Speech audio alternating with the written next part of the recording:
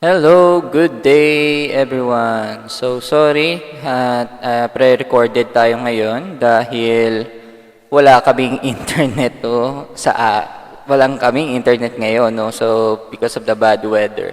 So I have to record our lesson for today. So anyway, so let's dig in on our lesson for today. It's about computer operated software and computer hardware. Our topic is about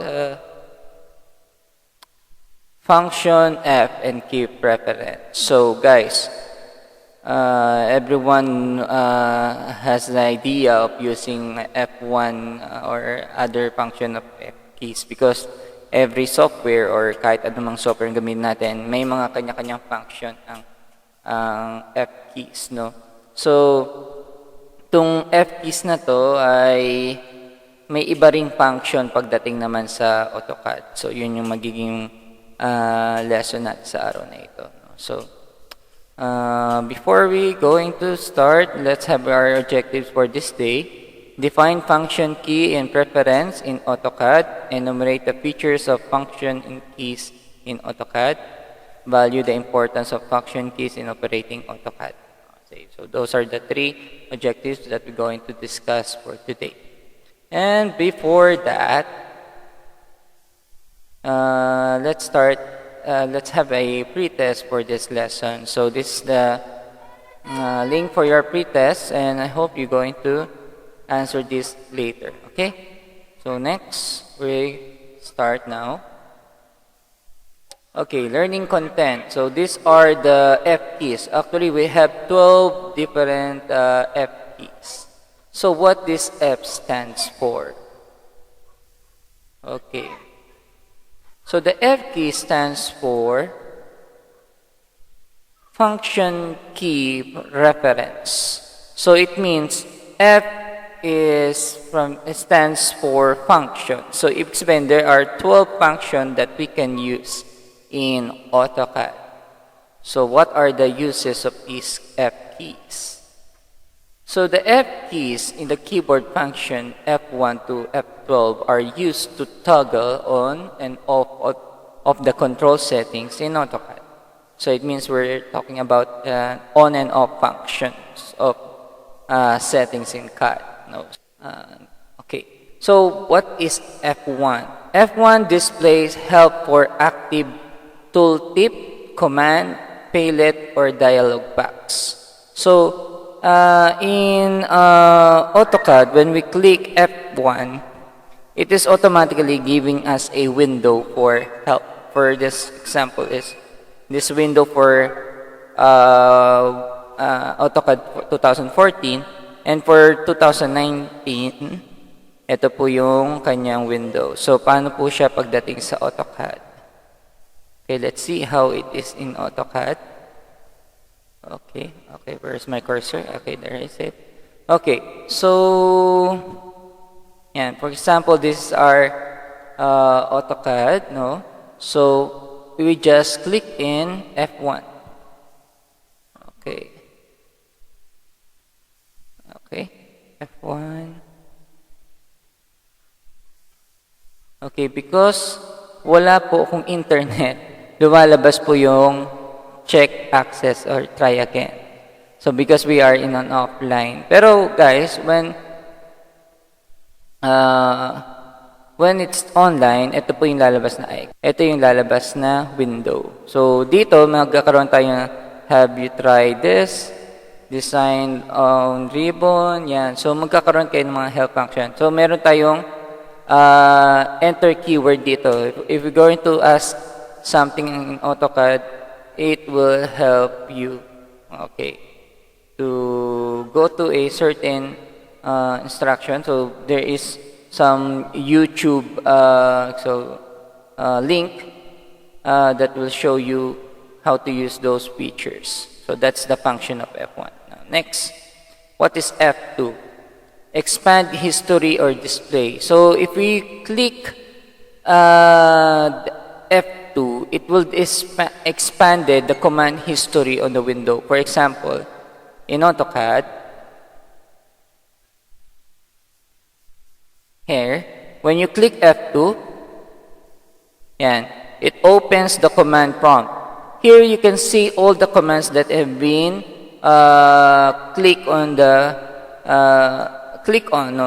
or commands that I have been used. So this is the history.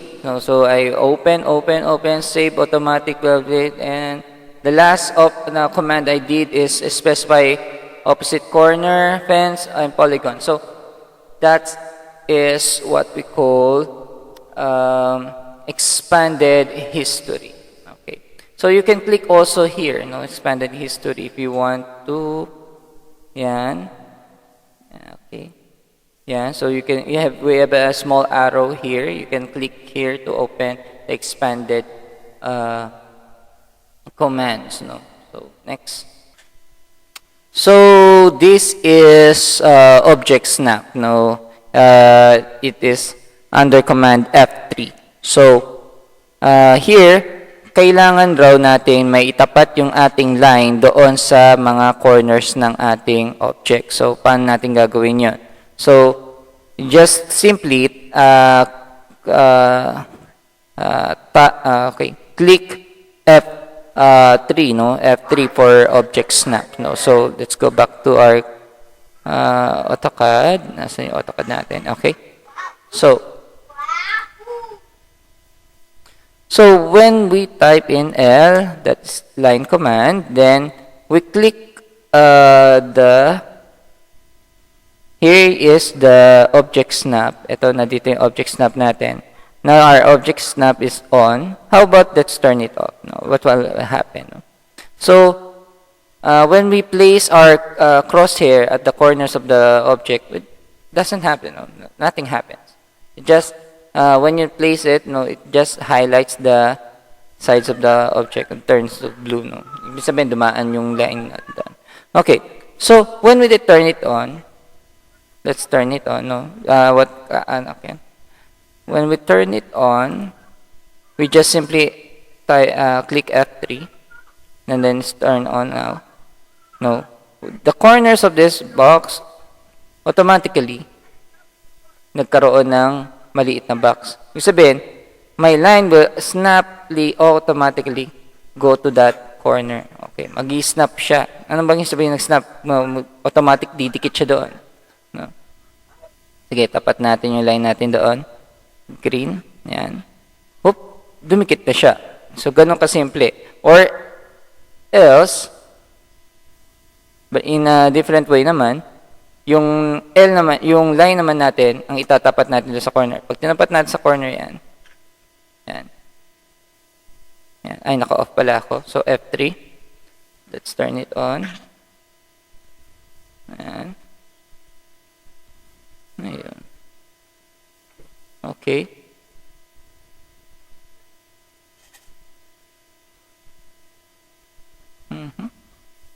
Line. So, ayan. Oops. So, line, enter. Then, yun, automatically, nag-green na siya. So, automatically, nag-snap na siya doon sa corner na yun. So, hindi na siya alis. Okay. Paano kaya kung maglagay ako ng line doon pero hindi naka-on yung object snap? Ayan, let's turn off the object snap and let's draw a line. Then, let's place our line over there. Yeah. Oh, kaya naman pala Pero when we look it very closely, ayan, hindi pala siya tumatama. So, para tumama yung line natin doon, kailangan natin i-on yung object snap. Then, we turn on object snap. Ito, automatically. Ayan. Ay, hindi pa pala ako naka-line. Line command. Okay? So, automatically, magkakaroon ng box doon, magkoconnect siya. Yan. Or else, halimbawa, nangyayari sa amin to, sa drafting, para maitama natin yon, i-move natin yung line natin papunta doon sa tama. Yun. So, lahat na sila, nag-connect doon sa corner niya. So, it snaps on that corner. Okay? So, that is line snap. Okay. Let's delete that. Okay, next. Our next slide is about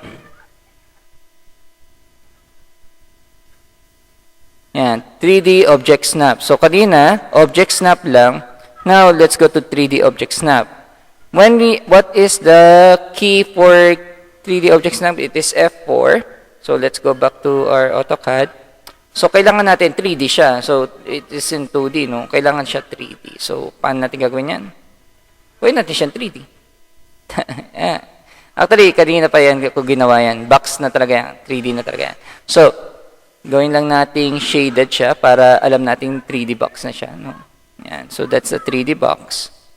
When we'll tighten, this is already 3D. Yan. So, yeah. Okay, enough for that. Okay, now let's snap our line in that object. Now, let's type in L, enter, that is line.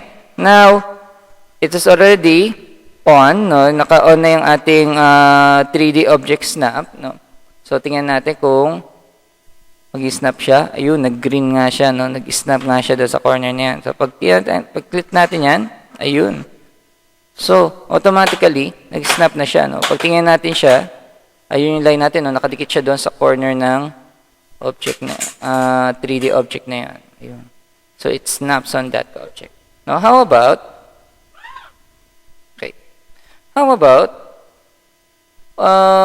we turn off the object snap, the 3D object snap, then we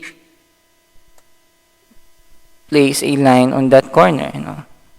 Yan, galingan natin. Yan, tapos yun. Okay, so, nagawa ba natin?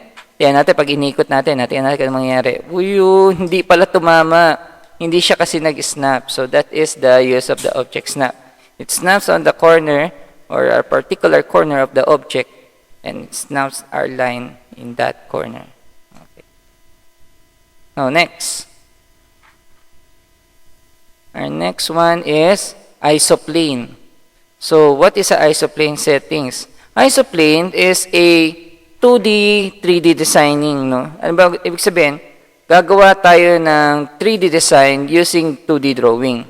Yan yung ginagawa nyo kay Ma'am Batas, no? Yung pinagdodraw kayo ng isometric drawing, pero in a flat surface. Sa AutoCAD, pwede rin yun.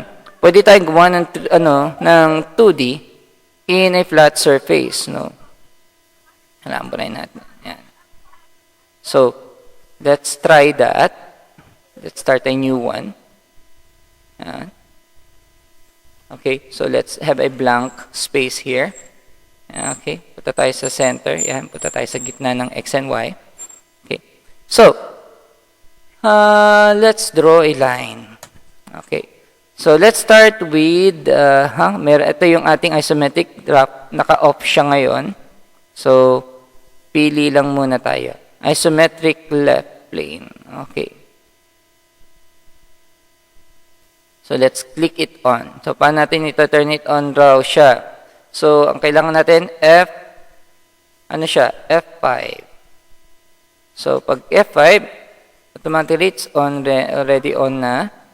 Then, choose lang tayo kung anong plane. So, let's have a line. Gawa muna tayo sa, yan. So, these are the different planes. Yan, nag-on na siya. Kanina ayaw eh. So, tapos, ito yung top. Tapos, ito yung right. No? Di ba ganun naman tayo gumawa ng isometric? Meron tayong left. Meron tayong top. Meron tayong right. Okay. So, simulan muna natin sa top. Sa top, doon natin dinodraw yung pinaka top view, no, ng object. No? So, let's draw a line. Just click on the object snap now. Feed snap muna tayo. Yeah. So, let's draw a line. Let's draw an orthographic drawing. Then, pababa. Baba. Teka lang. Hindi pala ako ng ganun. Nag-snap na ba ako? Okay. So, i-snap ko lang doon para pantay siya. Then, snap natin doon. Okay. So, meron tayong one side ng box. Now, lipat tayo ng sides. So, ito yung left side ng ating box. Now, let's go to the top. Doon naman tayo sa ibabaw. Okay, let's draw a line over here. Then, tapat lang natin to para pantay. Then, here. Okay. So, maglagay naman tayo sa may harapan.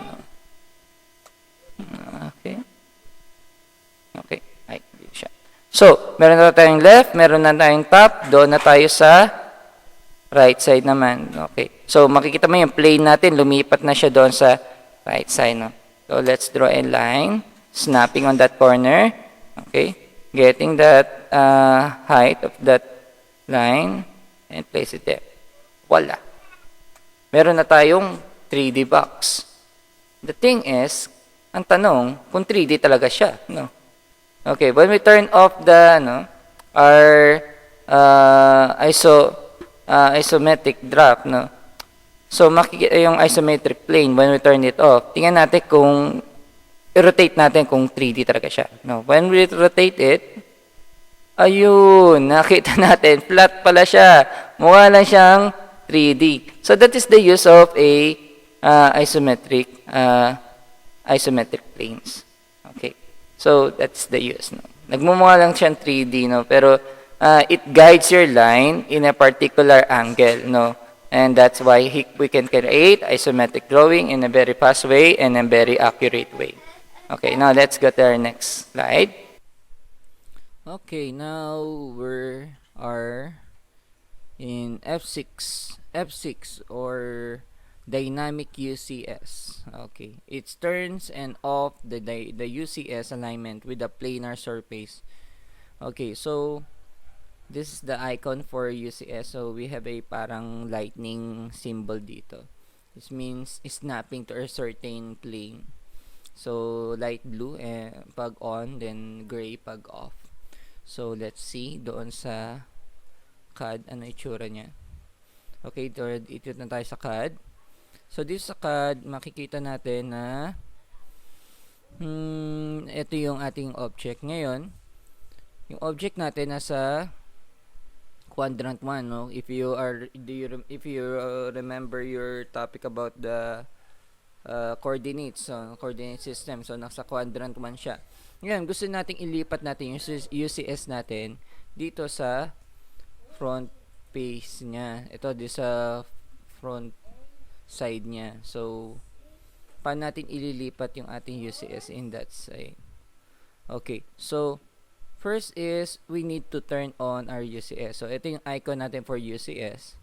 So, you just click it like that by using your left click or just simply use your shortcut icon that is, shortcut button that is F6.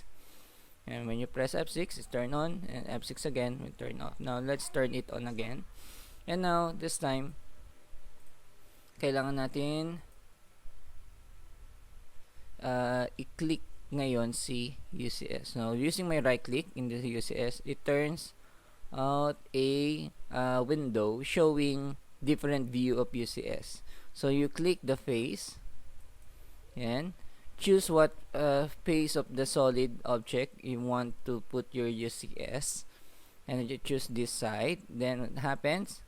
Okay, it changed the plane, and now we are in the plane of the center of your UCS is at the front side of your object. How about to change it in other side? Now, for example, let's escape. Okay, then let's choose another face again. Let's choose this side, and then turn to that side. Okay. So if you want to go back to the top side of their drawing, just go back here. Okay, right click again. Okay, sorry, escape pala muna tayo. Escape. Then right click again. You get the surface face again and to the top button. That's all. Ngayon, ang problema naman dito, when you choose the top of the object, you are going to have a drawing over the object. So it means when you draw a box, when you make a box, no? Okay, yes, I forgot. Okay, so today when you make a box, it will be appearing over the object now. So nandun na siya sa ibabaw ng object. Okay, again, for example, you take the face of this left side. When you draw an object, it means when you draw an object, it will appear on the side of the object. Okay. So, when you look at around the object, you will see na nagdikit siya doon sa face na kailangan natin. So that is the use of the UCS. Okay, got it, guys? Okay, now let's go to the next one. Okay, here our next one, that is F7, grid display. So in this command, you turn off and turn on the grid display of the AutoCAD. So here is the interface for 2014. So this is the grid, and this is when you turn it off. Okay, so let's look at AutoCAD 2019.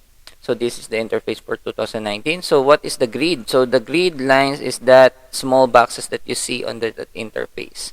It changes the size when you zoom in and zoom out the interface. When you zoom in, you see that it adjusts it to small boxes. It means it has an equivalent measurement for this. This is in English system. So it means every boxes is per inch. Okay, so every those big boxes is produces 1 meter. So like that. Okay. So how are we going to turn off? If some draftsmen they like to do their work without those grids, no? Gusto nila wala yung mga grid na yan. So paano natin papatayin yan? Just simply type in F7. When you click sa F7, it turns it off. So nawala na siya. Clear screen na siya, no? Meron na tayong clear screen dito. And then you click it again, and it turns back again the grid lines, no? So ganun lang po kadali yun. Okay. So that is F7, turning off and on grid lines. Now let's go to the next one. Okay, for our next F command. Okay, our next F command is F8, ortho. It means locks our cursor movement to horizontal and vertical line. So this is the icon for orthographic line. Okay, so let's see what it looks like in AutoCAD. So here is our interference. Now let's click on L, then enter. Okay, sorry. Ano pala ako. So L, enter. Now we're going to find a specific point anywhere from this. So here is our ortho icon, ortho mode. When we click on our auto mode using F8, and it will turn on. And F8 again, we want to turn it off. Okay. So again, let's turn it on again. Okay. So what it looks like when it's turned off. When you specify a line from the interface, you will see that the line is stick on that specific point. Then you can move the line anywhere you want. Okay. If you're going to turn on the ortho, watch very closely at our line. What will happen? If I click F8, it automatically goes to a straight horizontal line. It will not go anywhere from this side, no, from the X. So it will stick on the X-axis, no, the X-axis. And when I move my crosshair above, okay, you will see that it will stick on the Y-axis. And when I move from here, it will stick on the negative X-axis, and then the below here is under the negative Y-axis. It will stick on the. So in this way, we can make a perfect horizontal and vertical line without thinking of we miss the angle. No? Okay, so we click here, and then click a straight line here. Click here, and then so see. Okay, we get the height of this. Okay, and then so here we get a perfect 90-degree angle, or a 90 degree square. So that is the use of the ortho mode. Sorry, the ortho mode, or the F8. Now let's go to the next one. Okay, for our next slide, we have here the F9, or what we call the grid snap. Restriction cursor movement to specific grid interval. So, in this way, guys, kanina, pinakita ko sa inyo kung paano mag-off and on ng grid. Now, this time, there are times na sa pagdodrawing, lalo na sa floor planning, meron kasi tinatawag kami na area or measurement per area. Gumagamit talaga kami ng grid line. Ibig sabihin, in that way, we can measure the whole area of the house using the grid lines. Now, para mas mapabilis ang drawing namin, we snap our line through specific to the grid or doon sa points ng every grid, no? For example, let's look at the AutoCAD. Here, ito yung mga grid lines, no? Okay, burahin ko lang to. Just simply grab the lines and press delete, no? Okay, so grid, no? When ito po yung icons for grid snap, no? Snap mode, no? Okay, so we can just click it by using your left click, just turning it on like that, on and off, or just simply press the F command, that is F9, it turns on and off. Okay, for now, let's turn it on. I want you to show you what looks like when it's off. Now let's click line. You just simply click here the line, or just type L then enter. Okay, so you will see that my cursor is freely moving at the interface of the AutoCAD. When I turn it on, when I click F9, the grid snap automatically turns on, and you will see when I use a line. Okay. Okay, sorry. Nasa polar pala ako. Now, let's change it to grid. Now, let's see what's happened to the line when it's specific. You will see that my cursor automatically place or on the intersection of all the grids. Yeah, so nag-snap siya. When I turn it off, again, F9, it moves freely, no? But when I turn it on, it snaps on those grids. So, ibig sabihin, I can make a perfect square following those grid, no, like this. So, let's place a line here. Then, automatic. Let's see how fast I create a perfect square using those grid snap, no? So, that is the use of the grid snap. Okay. So, that's it. Next slide. Oh, okay, so our next slide is F10, that is polar tracking. As I remember, or as you remember, we have our lesson about polar coordinates, and I already show you the use of this polar tracking. So this is the icon for polar tracking. So a circle that has an angle symbol at the center of the circle. So let's find what it looks like in AutoCAD. Now, so this is the interface again. So we get a line command. Then let's just place a line here. Now we're going to choose a polar tracking. No? So here is the polar tracking. It's already turned on. Now this is how it looks like when it's turned off. Now, when it turns on, let's choose first a specific angle. For this, we choose, there's a variety of different tracks of angles here. So, we have 5, 10, 15, 20, 10, 20, 30, 40. Now, let's first try this 5, 10, 15, 20. Okay, so this is our 0 angle. When I move my cursor up, it shows a line, that's a straight green line, show a track line of an 5-degree angle. When I move, there's a 10, there's a 15, 20, 30, 40, move. So it's moving in that specific angle. It tracks the angle movement. So it snaps on that angle. Or how about let's change it into, let's try not the 23. How about this one? 30, 60, 90, 20. Okay.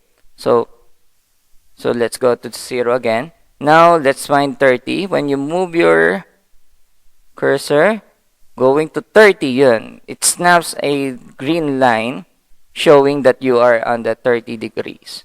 Then let's find 60, 90, 120, 150, and 180. So that is the use of polar tracking. So for example, we have a straight line. Now we need to move to 30 degrees. So you find the 30 degrees, it snaps in 30 degrees. And moving up, you need to have a 120. So let's find the 150. Okay, that's it. Yeah. So it means you are in the perfect 30 degrees and 120 degrees. 150, sorry, 150 degrees. So that is the use of polar snap. So that's all. Now let's go to the next slide.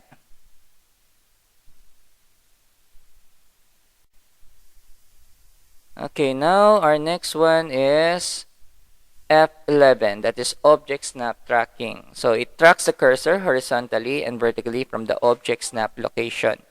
Okay, so this is our icon for object snap. Okay, for further understanding of what is object snap tracking is, I'll show you the object snap window, or my preference. No, okay, let's have a object first. Let's draw a square here.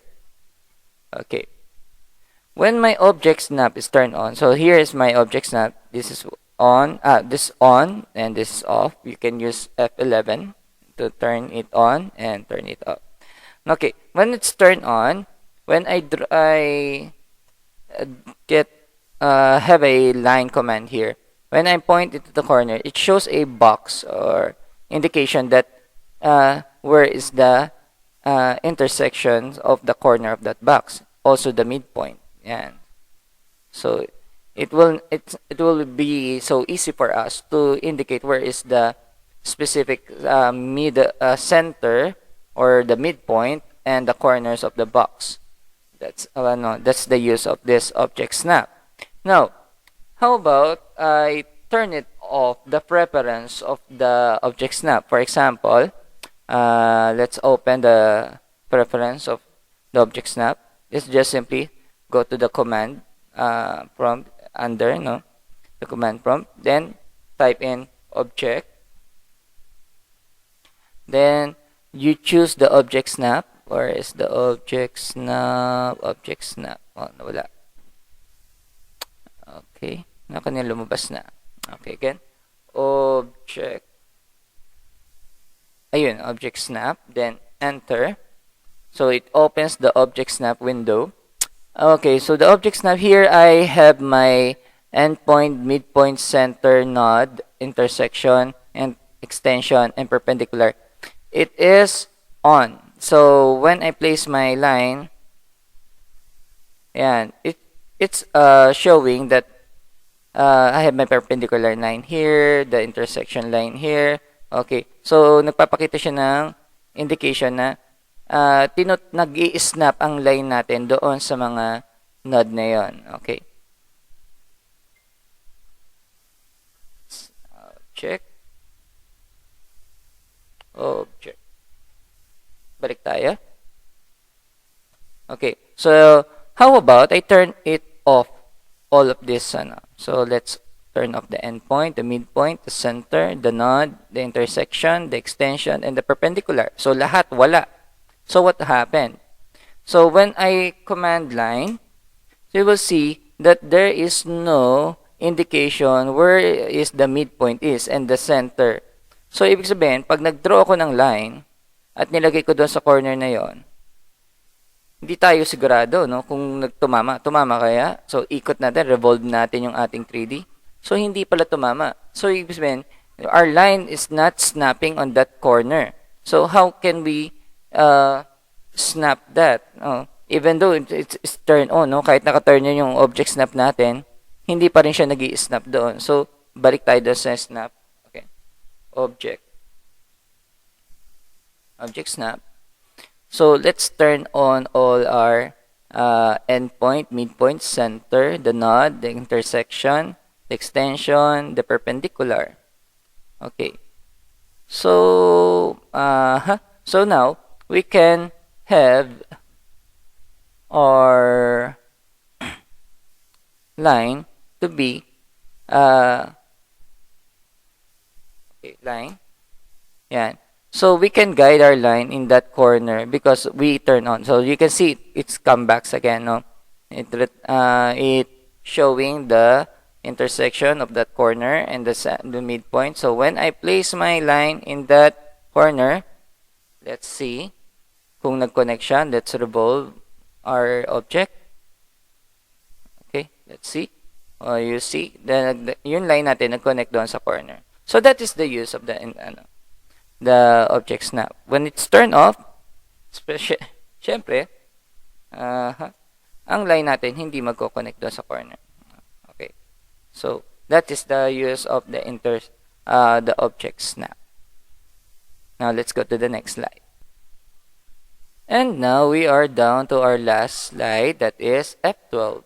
F12 is dynamic input. Displays the distance angle near the cursor and accepts the input as you use tab between fields. Okay, so this is the icon for on, dynamic input on and dynamic off. Dynamic input off. Okay, so let's look what this looks like in AutoCAD. Okay, so when your dynamic input is on, your line, okay, let's have a line command, line. Okay, when you draw a line, you will see there is two indication. That's the white box here. You see the white box. Okay, showing the measurement of the line that I made. Okay, we can give a specific measurement by simply typing 5. For example, 5 feet. Just enter. Okay, so we have already a specific line that is 5 feet. Okay, so how can we sure that this is 5 feet? Now let's check the measurement. Okay, so let's check a linear measurement. Is it? Okay, very good. It's already 5. Now how about let's make another line that's connected in this line. Is an angular line with a specific measurement. For example, this line, let's have another 5 feet again. Another 5 feet. Now let's give a specific angle. So what we're going to do? First, we're going to type tab. Okay, you will see that the measurement is already locked. Okay, it locks a 5 feet measure or line, a 5 feet line. Then it goes to the specific point for angle. So this time we give him a specific angle. So let's give this line a 45 angle. Now let's see when we enter. Now let's enter. Okay, you see the line. We have now a line that has a specific angle and a specific measurement. So kanina nilagyan natin siya ng specific measurement that is we give him a specific measurement that is 5. Let's see kung 5 nga siya. Okay, very good. That is 5. Now, let's see kung itong angle na to ay 45 degree. Now, let's see. Now, this is the first angle and this is the next angle. Okay, very good. You see here that we have a 45 degree angle. So, it means this line is given a specific measure of 5 feet and a specific angle of 45. Now, how about if we would turn off this dynamic input. No, let's turn it off. So what command is that? That is F12. So this is what happens when you turn off the dynamic command. No, let's turn it off. Now let's draw a line. Okay, so this, you will see that the line doesn't shows indication of measurement and angle. So that's what happened if you turn off the dynamics command. Well, let's turn it on again. You will see the changes. It shows a specific point and it shows a specific angle that you were where your cursor is pointing. Okay, so when we turn off, and now see, it doesn't shows anything. So that's how this dynamic input is used in AutoCAD. Now, that's all for all the F keys for this lesson. Now, let's go to your let's go to your activity for this lesson. Okay, so this is your activity. So here, your direction is to study the AutoCAD window. Look at this look at the interface of the AutoCAD. On the F key shown below, ito nasa baba, write 1 over the key to on and 0 to off. It means when a toggle off of the open control settings and the toggle on the active control settings. For example, pag activated siya, explain may light blue siya like this icon, no? Light blue siya. So, hahanapin nyo ngayon aling F key ang nag-i-indicate doon sa ortho. Ito, this the ortho command, di ba? Or the ortho mode. So, alin ang ortho mode dito sa mga F keys na to? Ngayon, pag nakalagay dito sa ortho mode ay on, so lalagyan nyo ng 1. Ngayon, pag off siya, lalagyan nyo ng 0. So, it means, ang magiging sagot nyo dito from F1 to 12, sa ibabaw niyan is 1, 0, 0, or something. It depends on kung naka-off ba siya or naka-on. Naiintindihan po ba? Halimbawa, yung help, at least the window for help. Ano ba siya? Naka-on, naka-off. So, pag on siya, 1. Pag off, 0. Okay? For for F2, yung command so naka-on ba siya o naka-off? So lalagyan niyo ng 1 kung on, kung naka-off, or yan, lagyan 0. So that is your activity for this. And your last activity for activity 3 is write F key to the toggle on the drawing aid icon under the given numbers.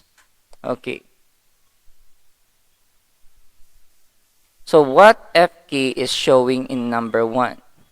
What F key is showing in number 2? What F key is you are using for F3 and F4, like that, no? So what F key is for number 1? What F key for number 2? What F key for number 3? And what F key for number 4? And what F key for number 5? So you just write it there. Okay? So that is your last, activity 2 and 3. So I hope you answered that on your module, and for the online class, you answer it in your class assignments and in a Google survey. So that is our lesson for today, guys. So thank you for watching the whole video, because it is very important to watch the whole video, because you cannot answer the activities without watching it. No? So thank you, and see you in our next lesson, and stay safe, and see you on face-to-face next quarter. Bye, class.